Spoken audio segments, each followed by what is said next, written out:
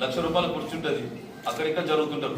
కానీ బసవేశ్వర జయంతి అనగానే ఒక్కరు కూడా వాళ్ళ మనసు మొత్తం బసవేశ్వర్ మీద ధ్యాస పెట్టినంటే మన తెలంగాణ రాష్ట్రం నిజంగా చెప్తున్నా కదా, భారతదేశానికి మణిహారం మన సంఘమైనటువంటి బసవేశ్వరుని యొక్క ఆదర్శం తీసుకున్న మీ అందరూ కూడా మీ హృదయపూర్వకమైనటువంటి ధన్యవాదాలు తెలియజేసుకున్నాం. మీ అందరు కూడా ఈ కార్యక్రమానికి ముఖ్య అతిథిగా ఇచ్చేసినటువంటి తెలంగాణ ఇండస్ట్రియల్ ఇన్ఫ్రాస్ట్రక్చర్ చైర్మన్ అయినటువంటి నిర్మలా జయప్రకాష్ రెడ్డి గారికి, అదేవిధంగా మా అంజన్న గారికి, సిద్ధన్న గారికి, నరసింహుడు గారికి, మా ప్రభన్న గారికి, డిఆర్ఓ గారికి, అదేవిధంగా మా జగదీష్ సార్ గారికి, అదేవిధంగా మా చంద్రశేఖర్ సార్ గారికి, అదేవిధంగా మాణిక్యమన్న గారికి, సంతోష్ గారికి, అరుణ్ గారికి, మా అనంతయ్య సార్ గారికి, మా వైద్యనాథ్ గారికి, మా ముప్పారం ప్రకాష్, రామచంద్ర పోలీస్ రామచంద్ర, రమేష్ గౌడ్ మేడం పేరు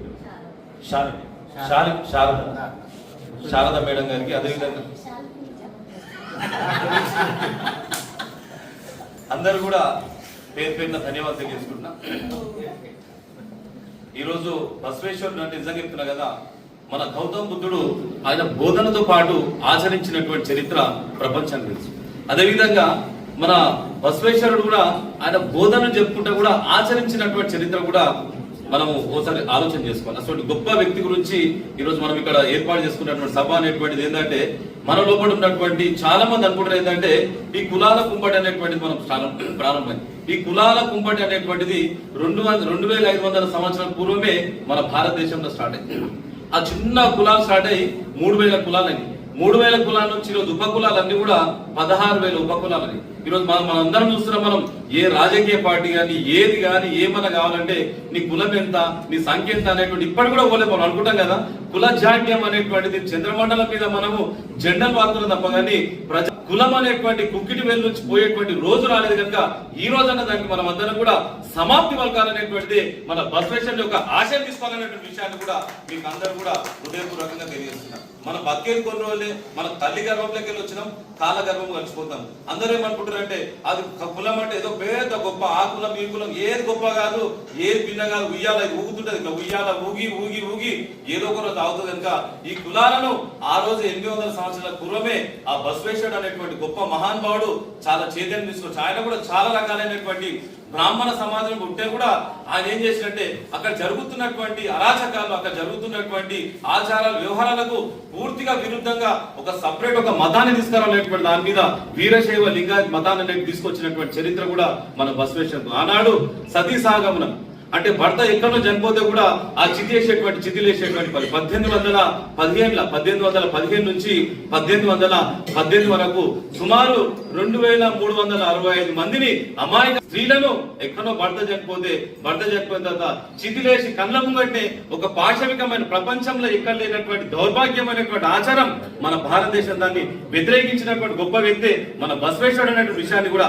మనం మర్చిపోతున్న విషయాన్ని కూడా మరొకసారి తెలియజేస్తుంది. ఈ మధ్య మనం చూస్తున్నాం ఏదన్నా దేనికన్నా కావాలంటే మన కులాలను చూసేటువంటి పరిస్థితి కానీ ఒకటే ఒక రంగంలో అడ్వకేట్ రంగంలో చూస్తున్నారు, సినిమా రంగంలో చూస్తున్నారు, ఇంకా రాజకీయ రంగంలో చూస్తున్నారు, అన్ని రంగాల్లో ఆ కులం ఈ కులం అని చూస్తున్నారు. కానీ ఒక డాక్టర్ వృత్తిలో మాత్రం చూస్తలేడు.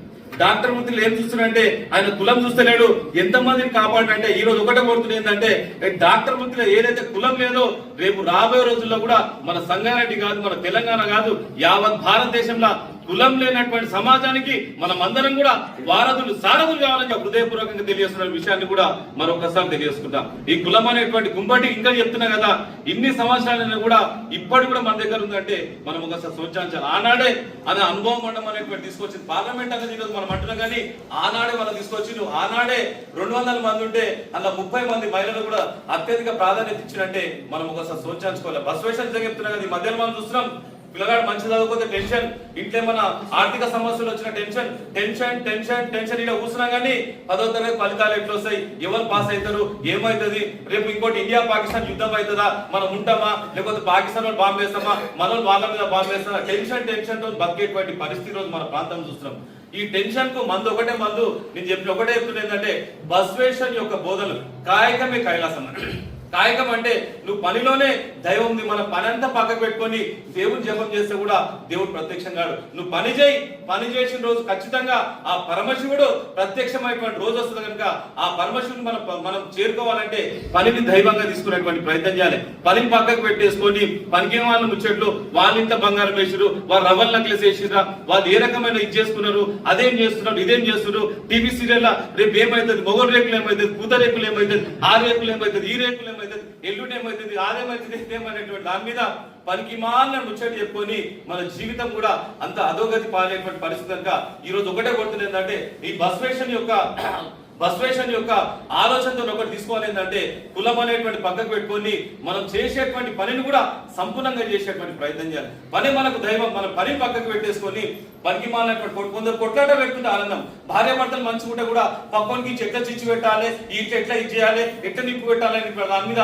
కొందరు గుంటనక్క ఎదురు చూస్తుంటారు కనుక దాని గురించి మనం అందరూ కూడా ఈ మహిళా మళ్ళీ కూడా చెప్తున్నా ఏంటంటే అటువంటి వ్యక్తులకు కూడా ఖచ్చితంగా మీరు సభాక్షించేటువంటి రోజు వచ్చిన రోజు నేను చాలా గర్వపడతానటువంటి విషయాన్ని కూడా పిల్లలు చదివేటువంటి వయసు ఉన్నప్పుడు చదవాలి, ఆడుకునే వయసు ఉన్నప్పుడు ఆడాలి, చదువుకునేటువంటి వయసులో చదువుకోవాలి, అన్ని చేసేటువంటి పనులు చేసుకోవాలి. ఎందుకంటే మన భారతదేశం అంటే ఒక గొప్ప దేశం. ఎందుకంటే ఈ బసవేశ్వర్ లేక జపాన్ లో పుట్టలేడు, చైనా దేశంలో పుట్టలేడు, అమెరికా దేశంలో పుట్టలేడు, మన భారతదేశంలో పుట్టినందుకు మనం అందరం కూడా గర్వపడాలి. ఇటువంటి మహానుభావులు నిజంగా చెప్తున్నా కదా, ఎన్నో జన్మల పుణ్యం ఉంటేనే ఇటువంటి మహానుభావులు పుట్టినటువంటి గడ్డ మన భారతదేశం కనుక ఆ భారతదేశంలో పుట్టినందుకు మనం గర్వపడాలనేటువంటి విషయాన్ని కూడా మీకు అందరూ కూడా హృదయపూర్వకంగా తెలియజేస్తున్న విషయాన్ని కూడా మరొకసారి తెలియజేసుకుంటూ ఈ రోజు నుంచి కూడా మనం ఒకటి ఆలోచన చేసుకోవాలి. ఏంటంటే మనం ఒకటి ఆలోచన చేసుకోవాలి, ఎవరైనా సరే సాటి మనిషిని గౌరవించాలి. మనం సాటి మనిషిని గౌరవించగాని పెద్ద పెద్ద మాటలు మాట్లాడతాం, కులం ఇది పోవాలి అది పోవాలంటే వీరే అన్ని చేసేటన్ని పనికి మాల పనులను మనం వేసేటువంటి పరిస్థితి కనుక ఈ రోజు నుంచి నిజంగా చెప్తున్నా కదా, బసవేశ్వరుని యొక్క బోధన తీసుకున్నా, గౌతమ్ బుద్ధుని బోధన తీసుకున్నా, అంబేద్కర్ బోధన తీసుకున్నా, జగజీవన్ ఎవరికి తీసుకున్నా సరే వాళ్ళ ఆలోచన ఒకటే ఉంటుంది అంటే సమాజం ఒక నిర్మాణం జరగాలి. సమాజం నిర్మాణంగా జరగాలంటే